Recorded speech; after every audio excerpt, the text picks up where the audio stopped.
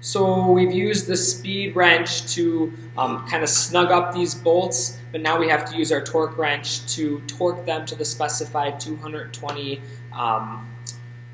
inch-pounds that they need to be at. So what you're going to want to do is kind of like what we've talked about in the previous videos. You're going to want to use a star pattern, and since 220 is the magic number here, I would recommend going about 50 in increments of 50 for each time. So I'm going to go ahead and start down with the head bolt that's down where your push rods are going to be going, and I'm going to tighten that up just for a quick demo to about 50.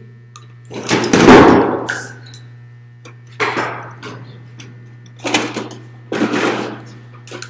So I'm going to start with the bolt that's right down by the push rods, and I'm going to tighten that up to about 50 inch-pounds, and then I'll show you where we're going after that.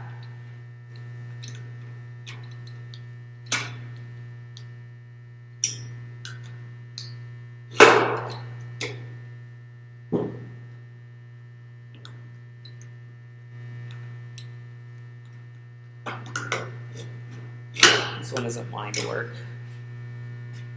Might need an extension. Like, you can reach it, but you can't tighten it. Okay.